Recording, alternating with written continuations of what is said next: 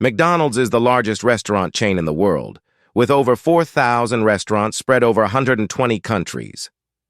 By this point, the Golden Arches are an inescapable sight wherever you go, and McDonald's has sold well over 300 billion hamburgers. But the original McDonald brothers who started the business had their company all but stolen from them, because what began as a single drive-in restaurant was soon transformed into a global fast food empire because of an unrelenting milkshake machine salesman. And even though it may appear to be a simple burger business from the outside, McDonald's secretly dominates an entirely different industry, completely unrelated to selling fast food. At times, McDonald's is an inspiring story of an entrepreneur defying all the odds and building an empire, but at the same time, it's a story of betrayal, fraud, and countless scandals. At one point, McDonald's even came face-to-face with the Italian mafia. Honestly, this is a crazy story, so sit back and relax as we journey through the insane history of McDonald's in the early 1900s. The American landscape was undergoing a massive transformation. The Ford Motor Company perfected the mass production of the car, and all across the country roads were being paved to make way for it. But the introduction of the car did more than change the way Americans traveled. It also changed the way they ate in sunny California. Hundreds of drive-in restaurants were popping up, and customers loved the experience. You would drive into the parking lot and be greeted by a waitress at your window. A few minutes later, your order would be delivered right there. You didn't even have to get out the car to spice things. Some restaurants even had waitresses deliver food on roller gators. That was the world that the young Richard and Maurice McDonald encountered when they left New Hampshire and moved to California in 1927. But to begin with, the two brothers Richard and Maurice, or Mac, as he was otherwise known, didn't even think about restaurants. They wanted to start a career in the movie business. And so they got jobs pushing film equipment and handling props on movie sets, saving up with the hope of someday buying their own movie theater. When the Great Depression struck, Richard and Matt carefully watched every penny they earned, and 5 years later, they bought the cheapest theater they could find. Unfortunately, they got what they paid for, and their rundown theater earned them barely enough to survive. So after 5 years of struggling to turn a profit with their theater, the brothers decided it was time to abandon the movie business and pursue something more creative. Everywhere they looked, the McDonald brothers saw new drive-in restaurants popping up, and so they figured there has to be money to be made here. Their first restaurant was called McDonald's Barbecue, and originally they sold hot dogs. It was a tough challenge between learning how to work a grill take and deliver orders and manage a restaurant staff. They had a lot on their hands, but after 2 hard years of running their restaurant, they were finally ready for something bigger. They set up a new shop in an octagonal building on a parking lot in San Bernardino. It was bigger in a better location, and with new items on the menu on weekends, the new McDonald's Barbecue attracted over 100 cars at a time, and the brothers managed a staff of 20 waitresses while they rushed to make milkshakes and hot dogs, ribs, pork sandwiches, and burgers. Their cash registers were soon flooded with money. By 1948, the brothers had made enough to live in a mansion, so their competitors were completely stunned when they did the unthinkable and abruptly closed everything down. Richard and Mac had the best restaurant in town, but the current operation was driving them crazy. Their restaurant had become San Bernardino's local teenage hangout spot and was frequently filled with leather jacket-wearing customers that brought just as much trouble as they did. Business, secondly, it demanded too much of their time and energy in the kitchen and was extremely stressful to run. And finally, finding qualified cooks was hard and expensive, and so from the outside, it looked like the McDonald brothers were just giving up. But behind closed doors, they were devising a new plan to completely transform their restaurants. You see, when they looked over their receipts from the last year, the brother found that 80% of their revenue was generated exclusively from hamburgers. So they went with their gut and cut their menu down to only the essential: a hamburger, cheeseburger, French fries, milkshakes, and Coca-Cola. They then obsessed over reinventing the process of making a hamburger.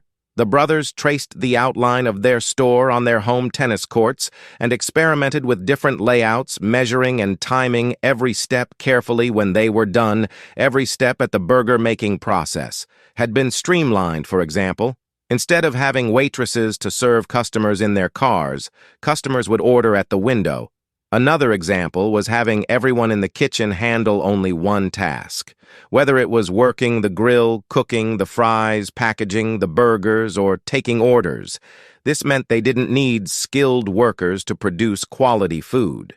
And since they only sold burgers, now they could make the food before an order was even placed.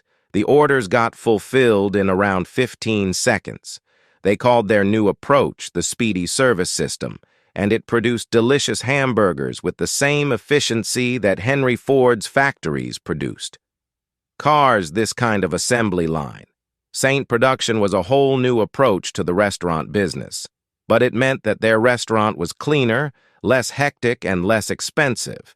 It also meant that Richard and Ma could sit back from their office and watch the system work. It's magic. However, when they reopened McDonald's, the speedy server system did cause some confusion. Customers would sometimes just sit in their car, expecting a waiter to come serve them, as the notion of going up to order yourself was totally new. But once everyone realized how the new process worked and that they could get their orders within 15 seconds, they were hooked. The McDonald brothers had redefined fast food, and word of it was spreading in the industry. To their competitors' surprise, Richard and Mac were happy to spill the system's secrets, and they invited anyone in for a full tour of the kitchen for free. Some of the biggest fast food franchises today, like Burger King and Taco Bell, got their start by shamelessly copying the speedy service system. But by 1954, Richard and Mac McDonald were serving more burgers, fries, and milkshakes than they ever dreamed possible, and it wasn't too much work. They lived a simple, rewarding life working together in California. But little did they know everything was about to change for McDonald's. It's time to introduce the real protagonist of the McDonald's story, Ray Kroc. Despite coming from very humble beginnings, Ray had a lot of ambition even as a young kid. Whilst his mother was at home, giving piano lessons to help out with the finances, she ordered him to help out with regular housework. But she never caught Ray complaining. Instead, Ray took pride in making beds, sweeping the floor, and scrubbing the furniture until it shined. In his spare time, he was taught to play the piano, and with unwavering discipline, he mastered it from an early age. But when he was 15, the United States joined World War I, and Ray couldn't bear sitting at home as his fellow countrymen risked their lives. So he lied about his age, managed to get deployed as an ambulance driver for the Red Cross. By coincidence, he worked right alongside Walt Disney. When Ray returned home, he was still in high school, but he'd had enough. Not 6 months later, his parents couldn't do much to stop him from dropping out. He was determined to make it out on his own as a piano player. So he took to the streets to make a living by his talents. When he was 20, Ray went against his parents' wishes again and got married. He understood that this was a big responsibility, though, and he had to take care of his wife, Ethel. So, for the first time in his life, he decided to get a stable job. He found it at the Lily Cup Company, where he sold paper cups. Since he was energetic and charismatic, Ray took naturally to sales. By day, he scoured the state, chasing leads, and by night, he still played the piano for a radio station. When he finally made it home, he fell into bed exhausted. Ethel did soon become frustrated by the limited time Ray had to spend with her. Though, and when she told Ray she was pregnant, he knew he had to rethink his strategy. The piano got him paid, but it would never be enough to support his family. Instead, he cultivated his ability as a salesman, and luckily for him, that was the right choice. Because of prohibition, hotels and bars began serving ice cream since they weren't allowed to sell liquor. And thus American food service, his businesses bought paper cups. Like crazy, Ray even found ways for companies to sell more of the products that used his paper cups. It was win-win. His clients got more revenue, and he made more cup sales. But in October 1929, the stock market crashed, unleashing the Great Depression, and the growing economy of the United States came to a sudden stop. Ray's boss at Lily Cup sat him down in his office and told Ray that he would have to take a pay cut. Ray's face turned red. "I can't accept that. he said, but as Ray heard his boss explain to him that he didn't have an alternative additive, Ray said to hell with it and quit right on the spot. But when his wife Ethel found out, she felt Ray was betraying her and their newborn baby by quitting a stable job when they were in desperate need of money, so Ray went pleading to get his old job back. But his relationship to his boss was tainted forever. When he returned to his job, one of his customers had invented a new milkshake machine he called the multi-mixer, allowing for 5 milkshakes to be made at once. When Ray tasted the delicious new milkshakes it made, he saw an opportunity. If Lily Cup sold the multi-mixer as well, they would automatically sell more paper cups as the products went together perfectly. However, when Ray proposed the idea to his boss, he ridiculed him, saying a paper cup company shouldn't be selling milkshake machines this time. Ray had really had enough and quit once again. He decided to start his own sales company to sell the multi-mixer instead, and he wasted no time getting started. He was up against a tough economy with a family to feed and had to make money fast despite enormous adversities. Ray worked 14-hour days and entertained potential clients late into the night with a relentless work ethic and a good product. He was soon driving all around the country selling thousands of multi-mixers per year and making a decent living. But just as soon as his efforts began to pay off, America was thrust into World War II. Because of the war, most factories shifted their focus to supplying the army, and multi-mix weren't getting made anymore. Ray was living his worst nightmare. He was a salesman without a product to survive. He tried selling a bunch of different products until the Allies declared victory in 1945, but once the war ended, the market finally took a positive turn for Ray. With the baby boom following the war, ice creams became all the rage, and so did multi-mixer. Ray began selling them to the biggest franchises in America, such as Dairy Queen.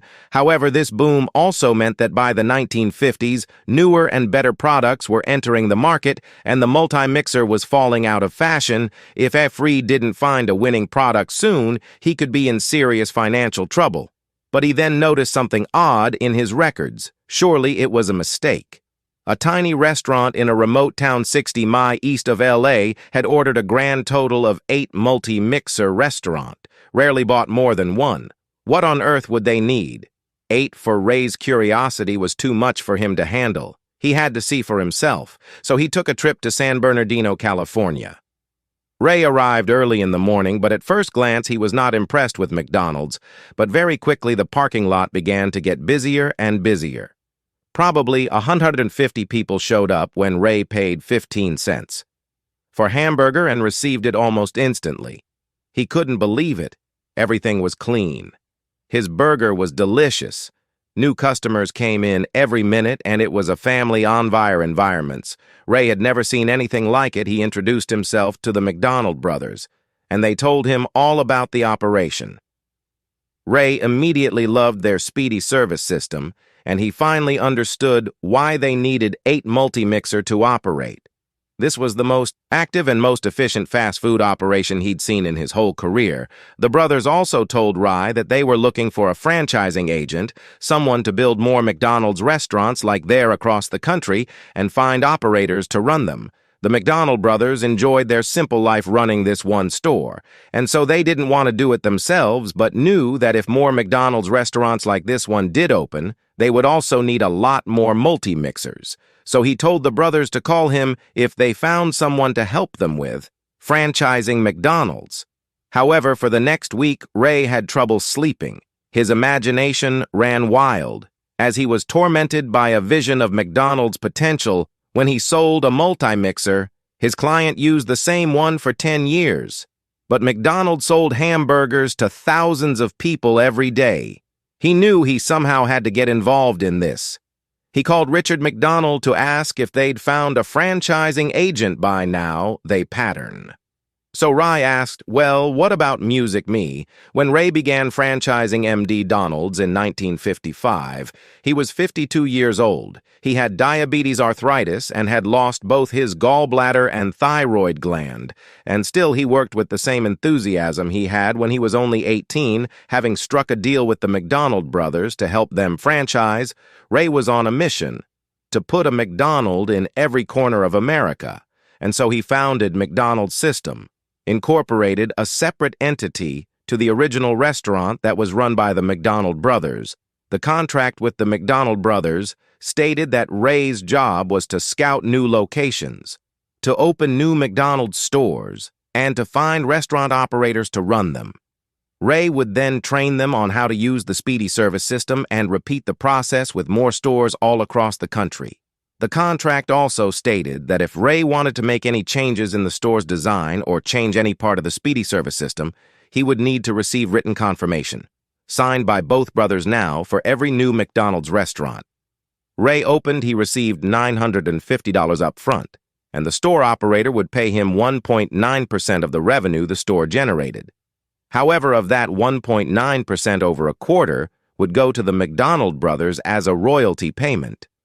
Dear friends, due to the length of the video, the rest of the video will continue in the next clip. Subscribe to see more clips.